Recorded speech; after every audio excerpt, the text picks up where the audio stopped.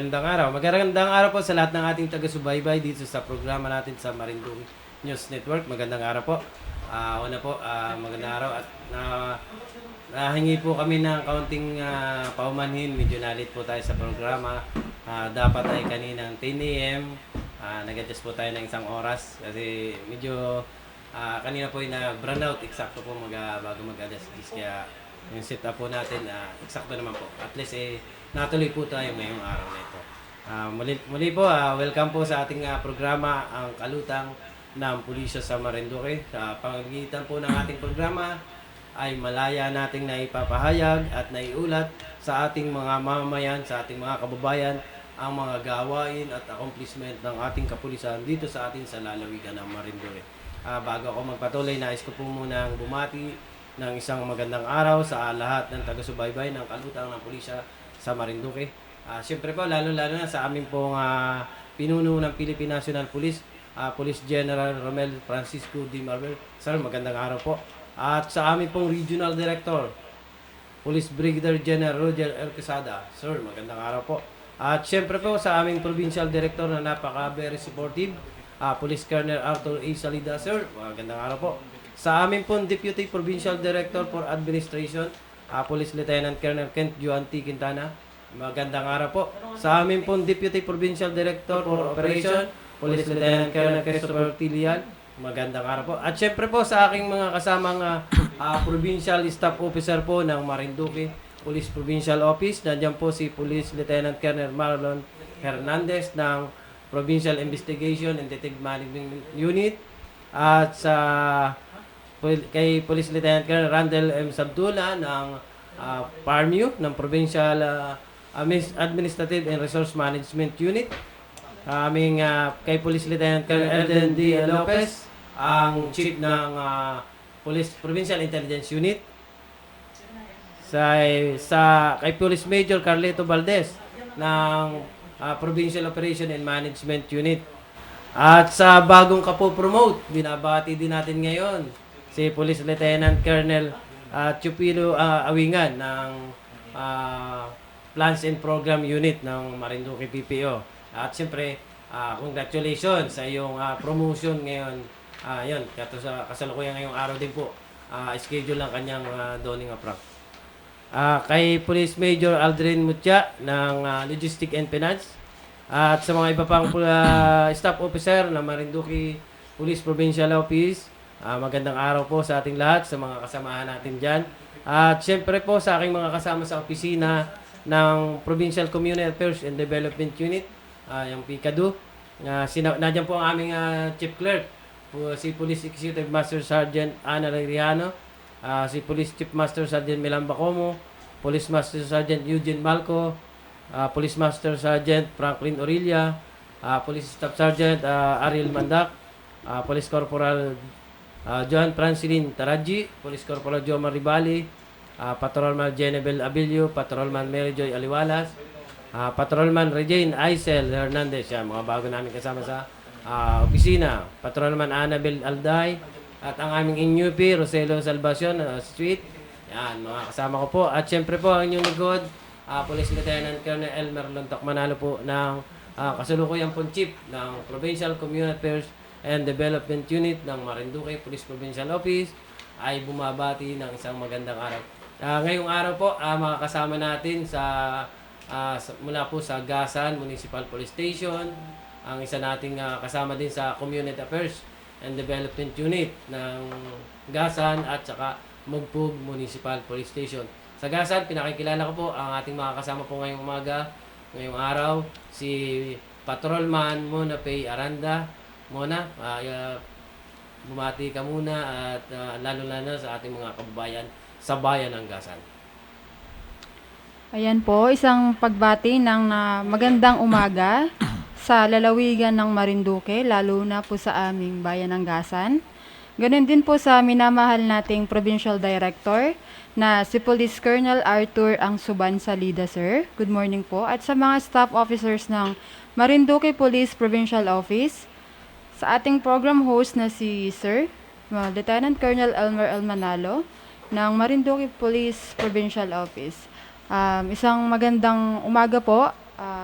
Ako po ay si Patrolwoman Mona Payde Aranda ng Gasan Municipal Police Station. Yan, thank you Mona. At syempre sa Mugpong Municipal Police Station, kasama din natin sa Community Affairs and Development Unit, assistant din nila ng Mugpong Municipal Police Station, Patrolman King Shoes Naling King. Bati ka muna at pakilala mo pati ang ating unit and mga lalo na yung ating mga kasama diyan sa bayan ng Mugpog. Thank you, sir. Magandang umaga po sa ating lahat. Sa atin pong masipag, mabait at supportive na Provincial Director ng Marinduque Police Provincial Office, Colonel Arthur A. Salida, sir, sa aming very supportive Mayor, Honorable Augusto Leo M. Libelo, sir, sa sangguniang bayan ng Mugpog, sa pangunguna ng aming butihing Vice Mayor, Honorable Jonathan Felipe M. Garcia, sir, at sa kanyang mga kasamahan at takapagdaloy ng programang ito, Police Lieutenant Colonel Elmer L. Manalo, sir, ang aming Chief Picado, gayon din sa staff ng Marinduque News Network na siyang katuwang sa programang Kalutang ng Pulisya sa Marinduque, sa amin pong masipag, mabait at acting Chief of Police ng Mugpog Municipal Police Station, Police Major Abner M. Mausar, sir, at gayon din po sa aming mga deputies na si Police Lieutenant Liberato L. Mapakpak, ang aming Deputy Chief of Police for Administration, at si Police Lieutenant Christopher Malapit, ang aming Deputy Chief of Police for Operation. Gayon din po sa mga taga-subaybay ng programang ito at sa mga masasayahing PNP personnel ng Marinduque Police Provincial Office, especially po sa Mugpog MPS at sa aming masisipag na GOs. At ako po ang inyong lingkod, Patrolman King Sos Naling, Assistant PCR PNCO ng Mugpog Municipal Police Station. Muli po isang mapagpalang araw po sa ating lahat. Yan, thank you King. Binabati natin yung mga local government unit din ng bayan ng Gasan at sa 6 na bayan. Siyempre kasama natin dito Gasan and Mugpog at sa kabuuan na ng ating, siyempre lalong-lalo na ang ating probinsya sa pamumuno ating Governor kay Governor Presbitero J. Velasco at kay Congressman Lord Alan J. Velasco. Siyempre sa mga kasamahan nating mga kapulisan dyan sa bayan ng Mugpog at bayan ng Gasan. At siyempre, huwag natin kalilimutan yung mga kasama natin dito sa Marinduque News Network na lagi nating nag-a-assist sa atin dito. Lagi nating kasama. Kundi dahil sa kanila, hindi tayo magkakaroon nga nitong programa dito sa Marinduque News Network. Kasama natin ngayon, pinapasalamatan natin sila mula sa technical kay Sir Jopay Lumagbas. Yan, Sir Jopay. Thank you. At siyempre sa Managing Director ng Marinduque News Network kay Sir Adrian Rosales. At sa production naman, kasama din natin ngayon si Sir Erjan Malco. Yan. Thank you. At sa Admin Finance naman, kasama din natin si Sir Santino Latorena. Yan. And sa amin pong pinaka-founding chairman, and siya din po yung Public Information Agency natin sa Marinduque, kay Sir Romeo Mataak Jr. Yan, binabati din natin siya sa magandang araw. At siyempre sa ating floor director ngayon, kay Sir Christian Dal Villaruel. Yan, kay Christian. Magandang araw din. Yan po, napakamagandang panahon ngayon, ngayong araw. Kaya tayo nagpapasalamat sa binigay na ngayong araw. At kahit naputol yung na-adjust yung oras, natuloy pa rin naman po tayo. Ngayon, kumustahin naman po natin sa ating mga bisita, lalo na po sa bayan ng Mugpog and Gasan. Kay Mona muna, sa Gasan muna.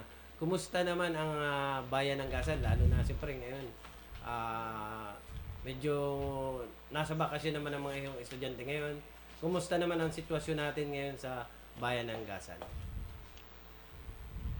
Ayan sir, malugod po naming ipinaalam na sa buwan po na ito ng Hunyo ay nananatili pa rin pong tahimik at payapa ang bayan ng Gasan. Wala po tayong namomonitor na mga grupo ng mga makakaliwa na maaaring maging banta sa ating kapayapaan. At upang matiyak na maayos at payapa po ang ating bayan ng Gasan, kami pong mga kapulisan ay patuloy na nagsasagawa po ng mga dialogue, symposium, barangay visitation at ganon din po sa mga schools. Patuloy po ang aming pagmomonitor. Patuloy rin po naming pinamimigay ang mga babasahin na may kaugnay sa pagsugpo sa kriminalidad. Gayon din ang ilang mga paalala sa maaaring pagdating ng mga sakuna tulad ng pagbaha, lindol at bagyo na nakaimprinta rin sa mga babasahin na aming ipinamimigay sa wikang Tagalog. Gayon din ang paglalagay ng aming mga contact number. At patuloy din po ang aming paghahayag ng mga crime prevention tips sa aming official social media accounts ng Gasan MPS PCR. At upang mas mapabilis ang pagbibigay ng tulong at serbisyo sa ating mamamayan. Patuloy rin po siyempre ang ating beat patrolling, mobile patrolling po lalong-lalo na po sa gabi. At checkpoint sir para palagi naming mamonitor at mapaalalahanan ng ating mga motorista na ride safely po kasi po ay makaraniwan sir ay mga nagdadrive po ng wala pong helmet, wala Yan, pong tama lisensya. naman yung kay Muna. Ugaliin po natin na every time po na magdadala po tayo ng motor ay naka-helmet po tayo para sa atin po itong kaligtasan. At gayon din po, patuloy po naming minomonitor at yung mga monitoring ng drug awareness lecture. Kasama dito ang outreach program na ginaganap po namin linggo-linggo. Ayun po, sir. Yan, thank you muna. Sa sitwasyon naman sa Gasan, base sa record, ilan naman yung ating natanggap na kasong ito, lalo na itong nakaraang buwan ng Mayo? Sa nakaraang buwan po ng Mayo, nakapagtala po ang Gasan Municipal Police Station ng isang accomplishment ng arrest of wanted person na kinasasangkutan ng isang individual sa kasong attempted homicide. At ganun din po sir, isang accomplishment bilang paglabag sa ating RA 8353 o yung tinatawag natin na Anti-Rape Law of 1997 na kinasangkutan ng isang individual. At isang accomplishment naman sir bilang paglabag sa ating PD 1602 o yung illegal gambling na kinasangkutan naman po ng 4 na katao. May naitala din po tayong 232 na individual na lumabag sa ipinatutupad na batas pantrapiko na ordinansa ng Bayan ng Gasan. Meron din tayong 2 accomplishments sa tinatawag nating Oplan Katok. Ito ay ang mga pangungumbinsi ng ating kapulisan sa mga gun holder na ang rehistro ng kanilang baril ay expired o yung tinatawag nating pasuna. Na ang nasabing baril ay kinakailangang ibigay muna sa pangangalaga ng Gasan MPS habang hindi pa nare-renew ang lisensya ng nasabing mga baril. Yan, thank you muna. Yun po, yung aming panawagan sa ating mga kababayan, lalo na yung yan, sa Gasan, yung kanilang mga talagang implementation ng traffic law and ordinances. Kumustahin naman natin sa bayan ng Mugpog kay King. Kumusta naman ang peace and order sa bayan ng Mugpog? Kung ano situation natin dyan sa bayan ng Mugpog? Yes sir, good morning po ulit. Regarding po sa peace and order situation sa municipality po ng Mugpog. So ang Mugpog Municipal Police Station po sa pangunguna ng aming Acting Chief of Police ay taus-pusong nagpapasalamat sa mga mamamayan ng Mugpog, lalong-lalo na sa LGU ng Mugpog. So sa pangunguna ng aming butihing mayor at sa ating mga pangunguna ng aming mga barangays, mga bipat, barangay tanod ng Mugpog sa patuloy na pagsuporta at kooperasyon sa ating mga kapulisan upang mapanatili ang kaayusan at katahimikan ng bayan ng Mugpog. So maraming salamat po uli sa patuloy na pagsuporta sa ating kapulisan, lalo na sa mga sagala na idinaos sa pagtatapos ng Flores de Mayo. So lagi po silang nakaagapay dyan sa ating kapulisan at syempre sa amin din pong mga supportive stakeholders na patuloy na pagsuporta sa Mugpog Municipal Police Station. Gayon din ang patuloy pagsasagawa po ng Mugpog Municipal Police Station ng Implan K5 seminar o ang tinatawag natin na kalalakihan kontra karahasan sa kababaihan at kabataan. Gayon din po ang kabataan kontra droga at terorismo para naman sa ating mga kababayan. Muli po, pati ang mobile patrolling at beat patrolling ay pinapanatili po ng Mugpog Municipal Police Station upang mapanatili po ang kapayapaan sa Municipality of Mugpog. Yun lamang po, sir. Thank you, King. Yan naman po, talagang base naman sa record. At iulat ko rin po ngayon yung kabuuan talaga ng sitwasyon na nahawakan natin o natanggap ng mga kaso na yung nakalipas na Mayo 2024. Ito po yung aming mga record, base po sa record natin sa buong lalawigan. Ipapakita din namin sa inyo ito. Ngayon po, ngayong Mayo 2024, may 4 po tayong tinatawag kaming focus crime na receive o nagka-record po tayo ng 4 na focus crime incident. Ito po yung 4 na ito ay yung physical injury, may isa po tayo, may isa din po tayo ng rape, may isa din po tayong robbery, and isa din po ang theft. Ito po yung buwan ng Mayo. Pero nung nakaraang pong buwan din ng April, may 4 din po tayo. Wala naman po nagbumba o tumaas. Kaya nga nagparehas lang po na tiga-4 itong ating record ng insidente. Itong April po ay yung 4 po ay yung rape po ay 2. Ngayong Mayo ay 1 lang. Robbery, may isa din po tayo, and theft, may isa. Kaya tiga-4 pong insidente tayo sa focus. Ito po yung tinatawag nating 8 focus crime na ika nga nasa under ng index crime po. Ito po din yung mataas na insidente natin. Ito naman po yung non-index crime. Ito po yung mga initiative operation ng ating kapulisan. Kagaya po sa illegal gambling. Sa illegal gambling, mayroon po tayo ngayong Mayo ng 3. And sa other non-index crime, may 2. Ito po, Republic Act 7610.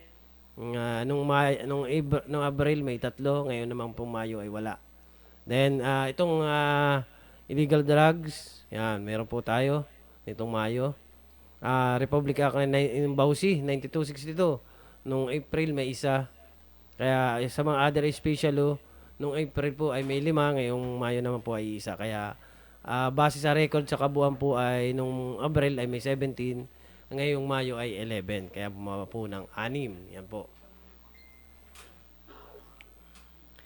Base naman po sa ating mga record, ito po yung mga talagang medyo pinagpanawagan natin sa mga kabayan. Siguro, gaya po na na-announce ng ating kasama, kay Mona Sagasan, nag-i-implement po talaga kami. Naghihigpit po kami sa pag-i-implement ng traffic law and ordinances. Dahil ito po yung nakikita po natin sa datos o data. Kagaya po nitong, ito po yung tinatawag namin public safety indicator. Ito po ang mga involving ng vehicular accident. Kaya ito po ay tumaas ngayong buwan ng Mayo. Dati nung Abril po ay 2 po yung ating record. Pero ngayong Mayo ay 11, tumaas po ng 9.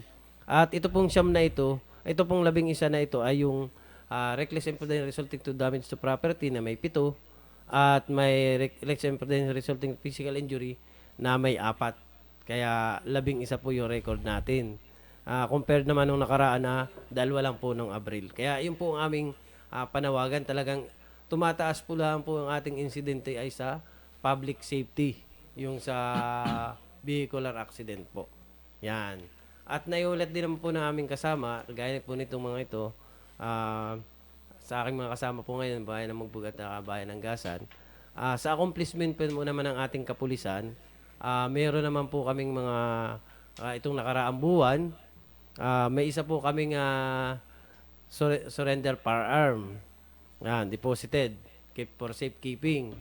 And then meron din po kaming mga nag-surrender ng boga na tinatawag, meron po kaming 11.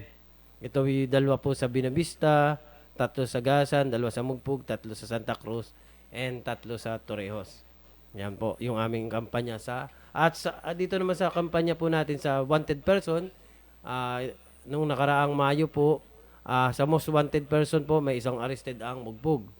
And other wanted person, meron with warrant of arrest din po ito, yung buwak at saka gasan may tigisa din po kaya dalawa. And sa illegal fishing, wala po tayo nitong nahuling violators nitong nakaraang buwan ng Mayo 2024. Pero sa illegal gambling po, meron po tayong 3 positive operation. Meron pong isa sa Gasan, Mugpog, at Torrejos. Yan. Gaasan, Mugpog, at Torrejos po yung ating sa illegal gambling. At sa illegal drugs, nung itong nakaraang Mayo, 2 po yung ating accomplishment. Mula po sa Buwak, isa, at sa Santa Cruz din po ay isa. Pero ngayon yung buwan ng Hunyo, meron po ulit tayong arrested. Yan. Bayan ng Gasan at bayan ng Binabista. Yan po. At napapansin po ninyo talaga sa ating mga kabayan, panawagan po namin ito, talagang patuloy po yung traffic law and ordinances na ina-implement namin. Kaya yan po yung mga aming record na nahuli na violators. May kabuuan po kaming 1,252 violators na arrested po o nahuli ng ating mga kapulisan. Kaya yan po ang aming panawagan sa ating mga kababayan. Ano po? At itutuloy ko na din po ang aming announcement din, panawagan. Isa din po, kagaya na banggit po ng aming mga kasama din, talaga naghihigpit nila, lalo na sa gabi. Kasi ito din po yung issue namin, lalo na sa pag-i-implement po namin ng curfew hours for minor.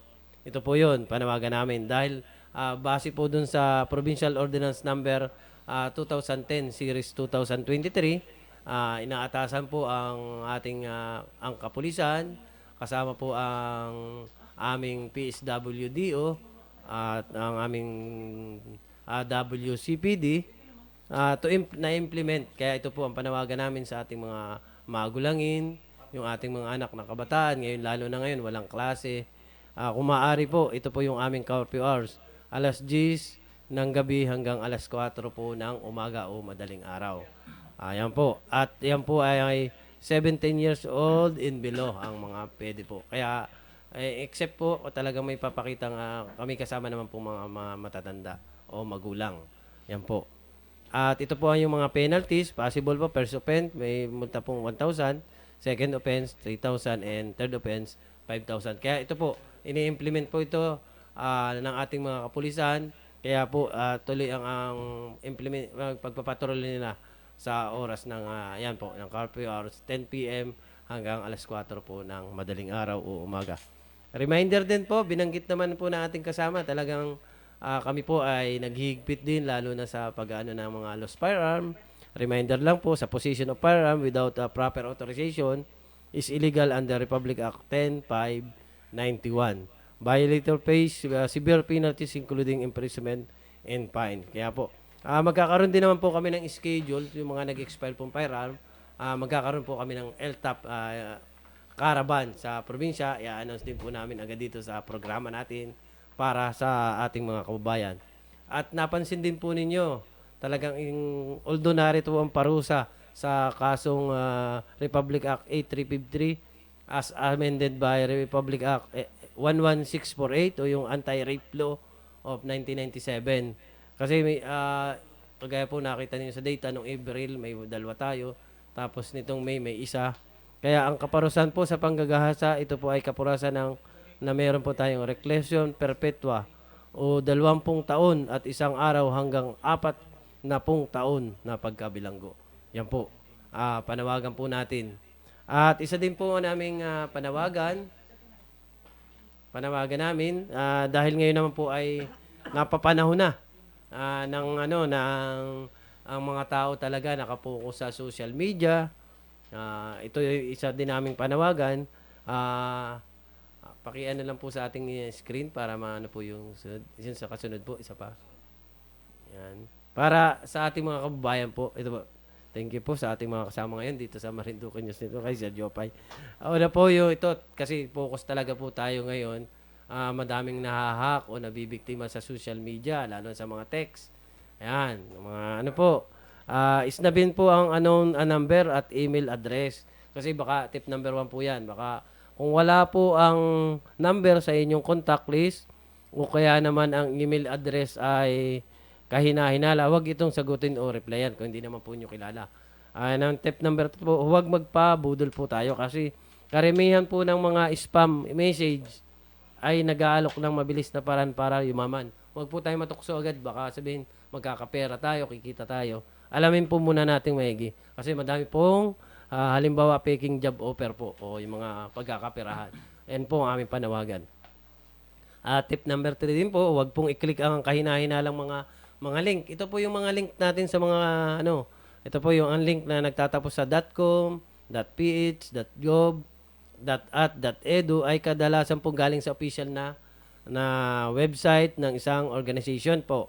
Kaya pag may link na hindi po pamilyar, maaari pong ito ay gamit ng scammer para makuha ang iyong personal o pribadong impormasyon. Kaya yan po ang aming panawagan. Tip number 4 din po, mag-file po ng report. Ugaling mag-screenshot ng mga ugaling mag-screenshot ng mga kahina-hinalang text message at online transaction para sa madaling mag-file po tayo para may ebidensya po tayo na mag-report din po tayo sa pinakamalapit na police station o tanggapan ng batas po na pwede nating hingan ng tulong o ng assistant kung kailangan. Ayan po ang aming panawagan dahil dumadami po ang mga gumagamit. Meron nga pong mismo provincial director din po namin nagamit din na di umano ay umu-order ng bigas. Ay wala po namang katotohanan dahil hindi po na umu-order ang aming provincial director. Kaya baka may mga mabiktima po kayo, ginagamit din yung mga pangalan, lalo na mga local government unit natin, baka ginagamit din. Alamin po muna ninyo kung sila talaga yung katantra na nakikipag-transact sa inyo. Ano po? Ito din po, dahil tayo naman provincial sa lalawigan, tayo po ay insurgency province, stable security, peace and order. Ito po ang panawagan natin. Itigil pa rin po ang obserbahan po natin ang probinsya, itigil ang mga activities ng terorismo. Yan po. At ito din po, papanahon na, dahil ngayon ay panahon ng June po, maulan na. Safety tips during rainy season. Ugaliin po natin, protect yourself against fever, flu, coat by wearing raincoat and boots. Yan, pag nasa mga labas po tayo. And bring on umbrella po tayo to protect yourself from wind and rain. Kung yan po ang mga kailangan. And always bring mosquito and insect repellent to guard yourself from insect borne disease. Yan, kasi napanahon po, pag nabasa po yung naglalabasan yan sa yung mga dumanda po sa mga dahon o mga puno. Make sure din po you get yourself flu shot or vaccination. Yan, makipag-coordinate tayo sa ating mga rural health unit and ating sa mga provincial health office. Yan. Don't forget to bring po ang alcohol to save yourself from catching unwanted bacteria and fungal infection. Yan. Safety tips po sa ating mga lahat na papanahon po natin ngayon. At isa din po, baka maging biktima din tayo ng sa mga nakaw or theft. Ito po yung prevention tips din namin. Lalo-lalo na po sa mga bahay. Sa bahay, panatilihin pong nakalak po ang mga pinto at bintana. Huwag pong magpapasok ng hindi natin kakilala. Sa mga naman po, establishmento, dapat pong mapanatili ng mga empleyado ang magandang communication na may kinalaman sa seguridad po. Panatilihin din po nating alerto at mapagmatyag ang bawat isa. Maging mapunuri din po tayo sa pagkupkup sa mga magiging kasamahan. Ayan, may mga kasamahan yung isa din po yung siguraduhin po din nating tama at hindi piki ang mga dokumento na kanilang inaipresenta sa atin. Yan. Yan. Sa mga naman po, sa mga hindi din po natin dapat bahay, mga cable electric natin, kailangan safe din po. Yan. Sa mga, at siyempre dapat din po yung sa mga lalo na sa mga establishment, sa mga may establishmento, mas maganda magkabit po tayo ng mga CCTV para nakikita po natin, nakikilala natin yung mga tao. Yan po ang aming mga tips na ngayong araw. Sana kahit paano ay ah, may nais pang kaya nga dito na sa mga bisita ko sa baka may karagdagan ka pa lalo na sa inyo sa Mugpog King. Yes sir, good morning po ulit. Mm. So regarding naman po sa accomplishment ng Yan, ang Mugpog Mugpog. Kumustahin natin yung accomplishment. sa huling linggo po ng Hunyo, may isang surrendered firearms po kami. Yan. Regarding naman po sa Municipal Traffic Ordinance, may 65 po kami na violators, no. So pagdating po sa arrested for violation of Republic Act 9165 o yung tinatawag Sa po illegal nating drugs. Comprehensive Dangerous Drugs Act of 2002, meron po kaming isang huli. And arrested for violation of PIVD 1602, illegal gambling po, meron po kaming 4. So, bagamat patuloy ang aming implementasyon ng Municipal Traffic Ordinance araw-araw, so madami pa din po kami ang nahuli at natitikitan kung kaya't kami po ay patuloy na nagpapaalala sa ating mga kababayan na siguraduhin na may kaukulang dokumento kung nagmamaneho ng isang sasakyan. Yan, thank you King. So, patuloy din po ang pagsasagawa ng mga PCR activities namin. Ganon din po ang pakikipag-ugnayan namin ng mga kapulisan sa mga barangay sa pamamagitan ng pulis sa barangay upang panatili ang magandang ugnayan at kapulisan. O yung tinatawag po namin na PSB, no? Alinsunod sa revitalize police sa barangay at ang tinatawag nyong pulis nyo, kapamilya nyo. Kasabay po nito ay ang pagsasagawa ng drug awareness lecture, yung KATA, KKDAT sa mga kabataan at Implan K5 sa ating mga mamamayan at pamimigay ng babasahin patungkol sa pagsugpo at epekto ng ipinagbabawal na gamot at kaparusahan nito sa Republic Act 8353, Republic Act 9262 at crime prevention tips po. So, may issues in concern lang po kami, sir. Yan, tanawagan natin King lalo na sa ating mga yung mga accomplishment talaga naman natin King talagang thank you congratulations sa ating mga kasamahan dyan sa bayan ng Mugpog. Siyempre sa panguna ng Hepe, High Police Major Abner Mausar at sa kanyang mga kasama. King, ang panawagan natin karagdagan pa sa mga sa ating mga kababayan naman. Lalo na siyempre tayo patuloy na nag-i-implement talaga ng lalo na sa checkpoint, sa mga patrol natin, death patrol. Ngayon, siyempre lalo na sa checkpoint, may naabala tayong mga tao o mapanawagan. Ito po yung aming baka karagdagan pang panawagan kay King. Pagdating po sa issues in concern po sa Mugpog Municipal Police Station, para po sa aming mga kababayang motorista, patuloy po ang pagsasagawa namin ng checkpoint at oplansita sa bayan ng Mugpog. Muli po kaming nagpapaalala na kung kayo ay magmamaneho, siguraduhin mayroon po kayong dalang kaukulang dokumento tulad ng driver's license o RCR ng inyong mga sasakyan, prangkisa po ng inyong sasakyan kung ito ay jeep or tricycle na pamasada. Ganon din po sa inyong tamang kasuotan kung maaari po sana ay nakapantalon at nakasapatos tayo para na rin po sa kaayusan at disiplina sa kalsada. Upang maiwasan ng anumang violation at hindi naman po kayo matikitan, ay palaging sundin po natin ang batas trapiko lalo na ang tamang bihis sa pagpapatakbo ng motorsiklo. Huwag nang magmamaneho kung nakainom po ng alak. Limitahan lamang ng 2 tao ang sakay ng motorsiklo at siguraduhin po natin na may suot kayo palaging helmet. So patuloy din po ang pagpapatupad at paghuhuli namin ng lumalabag sa aming municipal ordinance sa bayan ng Mugpog.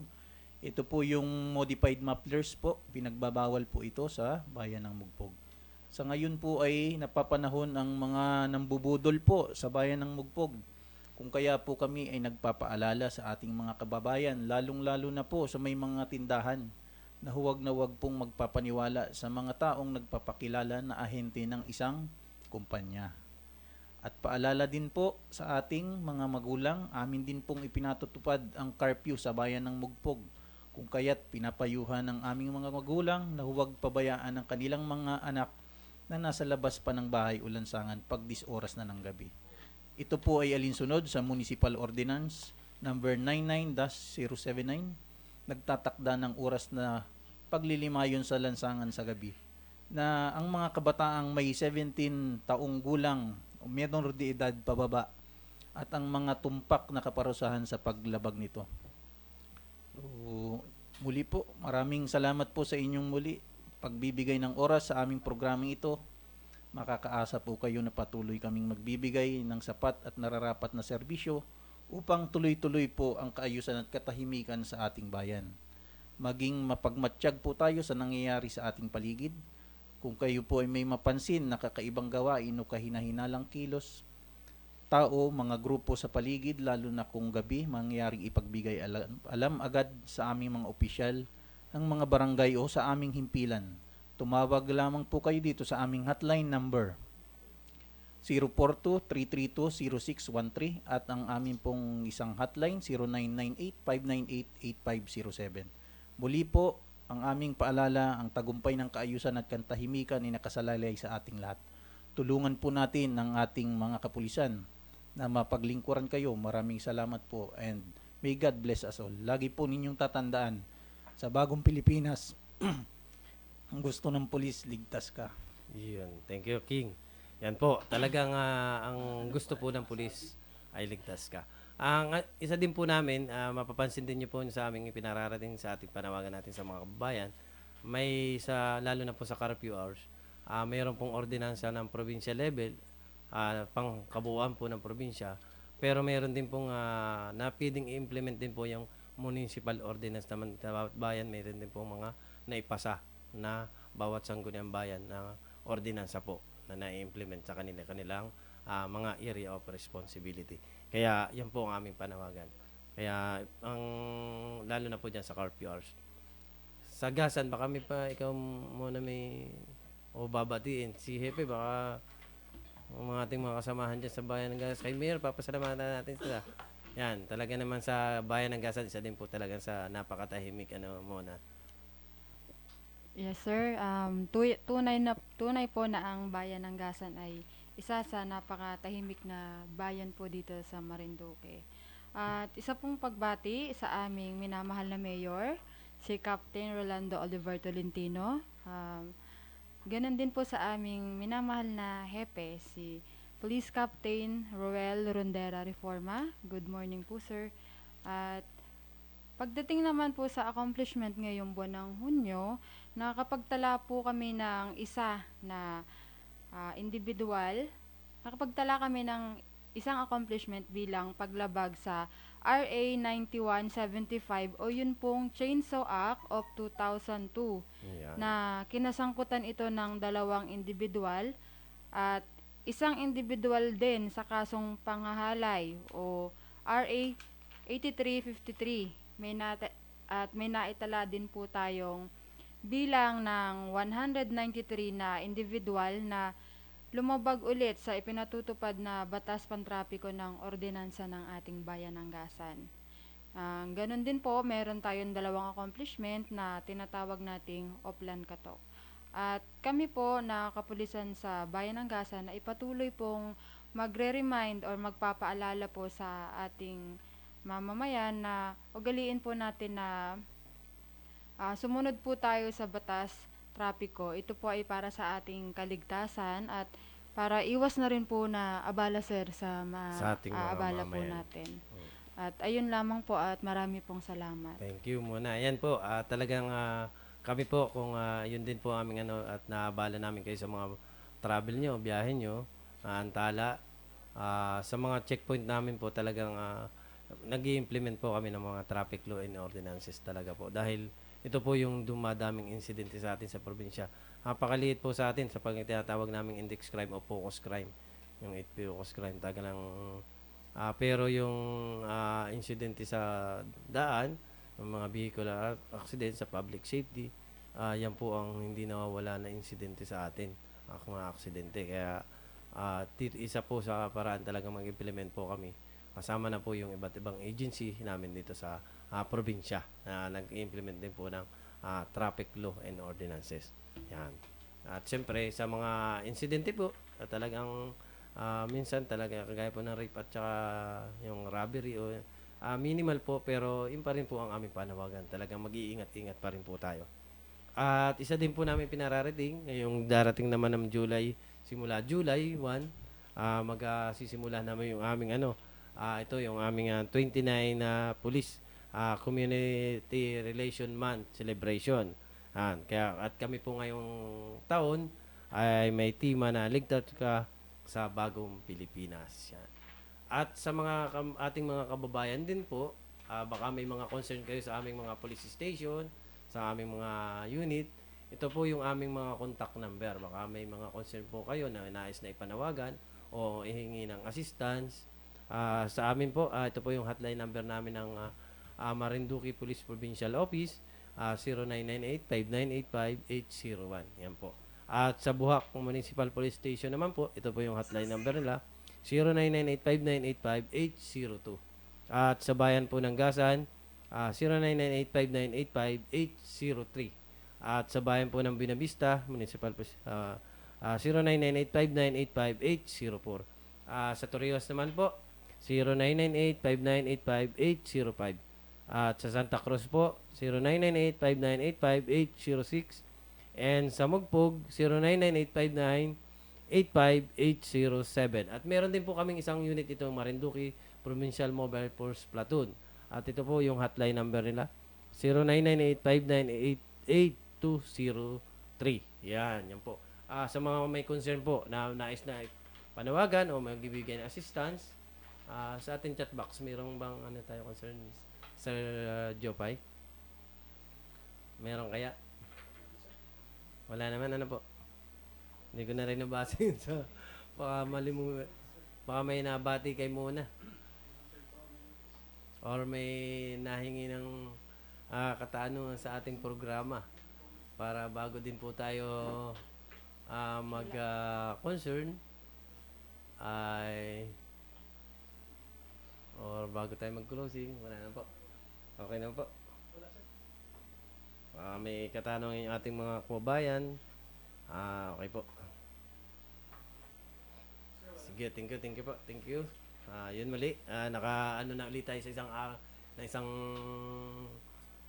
saglit na programa dito sa ating kahit kaya kaninang bago magsilimula po tayo ay nagkaroon ng burnout, pero naman po tayo. Muli, tayo nagpapasalamat muna dito sa ating mga nakasama, lalo na sa ating ngayon naging bisita natin sa bayan ng Gasan kay Patrolman Monapay Aranda. Yan.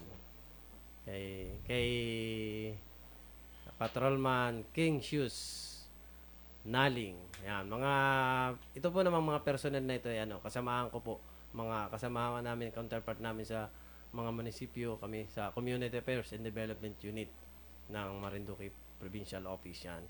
At syempre sa ating mga nakasama po dito sa Marinduque News Network, syempre nadyan yung ating sa technical kay Sir Jopay Lumagbas. Sir, salamat. And syempre sa ating managing director ng Marinduque News Network kay Sir Adrian Rosales. Thank you, sir. Sa production kay Sir Earl Jan Malco. Yan, production. Siyempre sa admin finance kay Sir Santino Latorena. Yan. At siyempre sa ating founding chairman and public information agency, head ng public information agency dito sa Marinduque kay Sir Romeo Mataak Jr. Kay Sir Myong. Salamat po sa inyong patuloy na suporta. At sa amin po ngayon, floor director na. Siya ang pinaka-floor director namin ngayong programa ngayong araw po kay Sir Christian Paul Villaruel. Yan, Christian. Yan po. Muli po, kami ay nakatapos po muli ngayon halos isang oras po muli dito sa programa natin. Dito po sa kalutang ng pulisya sa Marinduque. In behalf po ng aming Provincial Director, Police Colonel Arthur A. Salida, kami po ay patuloy na nagpapasalamat sa lahat po ng local government unit ng probinsya at sa mga iba't ibang ahensya po na lagi namin kasama sa pagpapatupad lalo na sa usapin ng peace and order dito sa atin sa lalawigan, pagpapanatili talaga ng katahimikan dito sa atin sa lalawigan. And siyempre, public safety nga ng ating mga kababayan. Yun muli po, kami po ay muling nagpapasalamat sa ating mga nakasama ngayong araw. Maraming salamat po sa inyo muli. At muli po ako ay nag-iiwan ng isang paalala na tayo po ay patuloy na mag-iingat sa ating pang-araw-araw na pamuhay. Isang magandang araw at ligtas po sa ating lahat.